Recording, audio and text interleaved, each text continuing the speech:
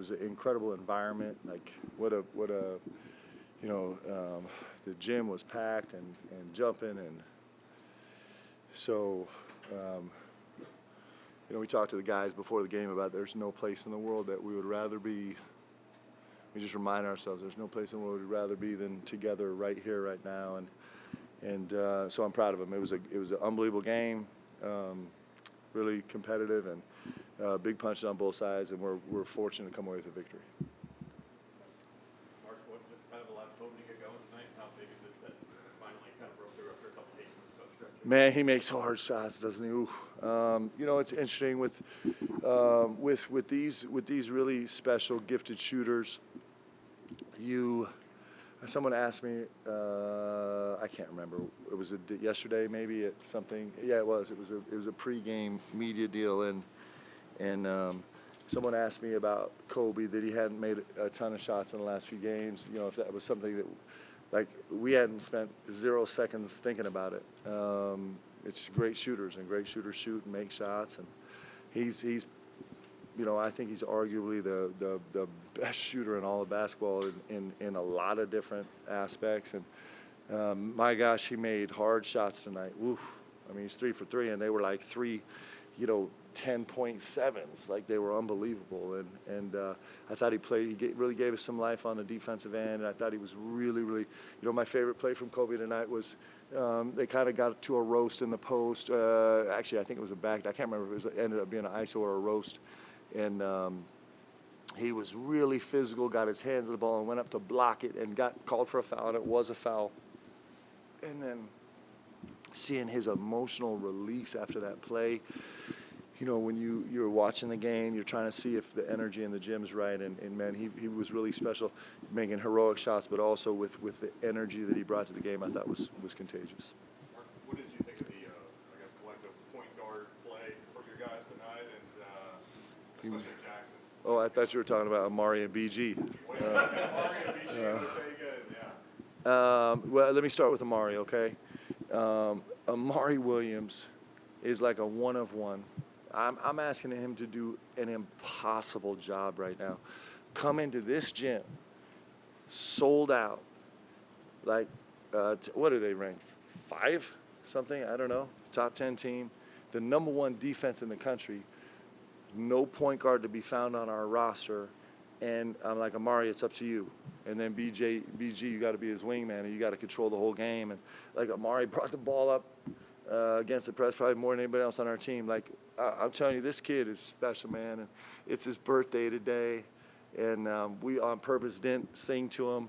I was saving it till after the game. I was like, please let us win, because if we have to sing happy birthday after a loss, it's going to be really sour and sad. But it was a joyful locker room getting to see him. He's incredible. Like, I'm telling you, he's special. You look at his numbers tonight. He's 15 rebounds in this game, 4 assists, only 3 turnovers, 3 for 5 from the field. Only 2 fouls. Like, with the response, I don't think there's not a center in the country that's had to carry a load like he had, the way he had to carry it tonight. It was incredible. And Jax is a freaking gamer, man.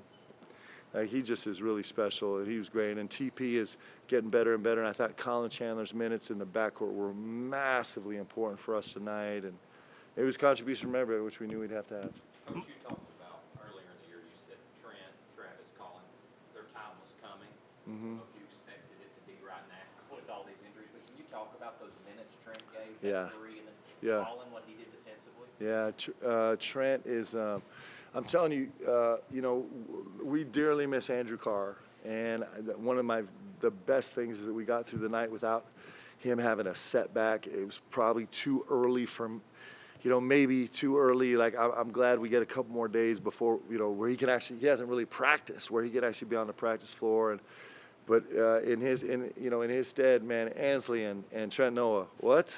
Like, these guys have been unbelievable. You guys know I love talking about Ansley Almanor. Win us games. Dude's 4 for 7 from the 3-point line tonight, guys. Like, come on. And Trent has been great in back-to-back games right now. And you tell me Trent's not afraid of the moment? He just out of nowhere says, like, I'm going to launch this 30-footer. and we'll just see what happens. And so those guys have been great. Mark, You just mentioned you love Tom Ainsley. Someone asked you to talk about him more. He had 3 assists tonight. Yeah. He's had since Yeah. he's here. What did you like about having him? I mean, you think about Ansley. I mean, like it's Ansley Almanor that makes a team special. You know, everybody kind of has the headline guy, and very few teams have the guy that's really, really, really good that's going to win you games. That is like, I'm going to do whatever the team needs, especially a fifth-year senior that's like, I'll do whatever the team needs, man.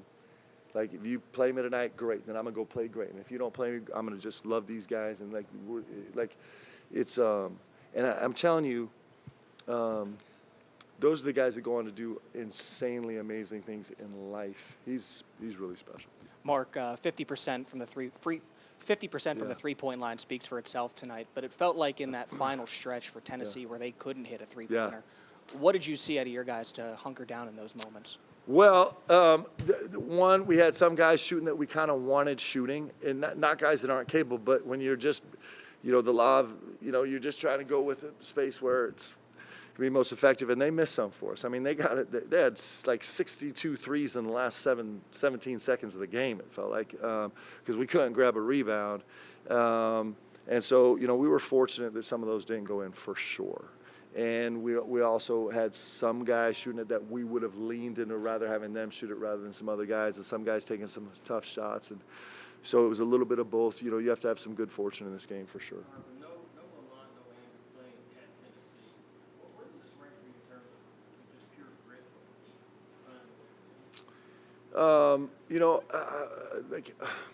I'm gonna tell you. So we always say a team prayer before we come out to play, and Coach Brooks, Alvin Brooks, gave the prayer, and he talked about in his prayer he prayed that we could have confidence, but even more importantly that we could have Godfidence. I'd never heard Godfidence before, but I love it because that's just there's a little bit of this team.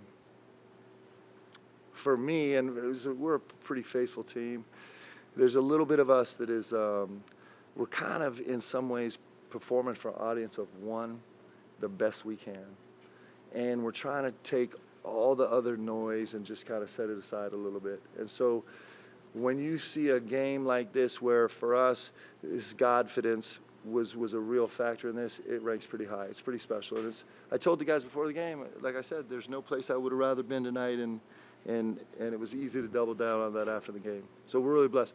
This is a team that we believed from the first few months. We believed that we would have resilience. That's what we thought. We were like, we will have resilience because these guys are loving each other enough that, like, we're a really good team. It's also challenging, right? I mean, but we do feel like we can withstand punches, like we can withstand rough stretches, and we can get better from them. And we were really fortunate tonight and really blessed, and it was a good night for us. Mark, with Lamont, is his injury right now something that you hope will heal better as he gets a little rest, or is that something that you have any idea of? Yeah, I mean, there's multiple factors in it. Some's gonna, get better, and the other we'll see. And so, I'm an eternal optimist. So every media timeout, I was checking with Brandon Wells to see if he was ready to go yet. He never gave me the thumbs up. But Lamont is the heart and soul of this team, as you know. And so we will, if and when we get him back, we're going to be elated. We certainly need him, and in the meantime, guys are going to step up and compete and fight. How come Trent hadn't played a minute since Yeah. New Year's Eve? What made you go with him? Well, I mean, there's a real part of not having Drew, right? That's a lot of minutes gone. But I've had, I keep saying this publicly, and of course nobody believes me because I'm not putting him in the game, but I have so much confidence in him. He's a good player. He's a really good player, and he does not fear the moment. Like, you have a young man that plays as hard as he plays, he's like a sponge in practice. Like, you see it every day in practice. He soaks in every detail. Like, he's so far advanced in understanding us and how we try and do this. For a freshman, it's pretty remarkable. To little nuances of guarding defensively, to understanding kind of what we're looking for, in transition on the offensive side of the ball. He's a really good player. And so, we're really fortunate to have some really good players that haven't played a ton that we need right now, and they're showing up.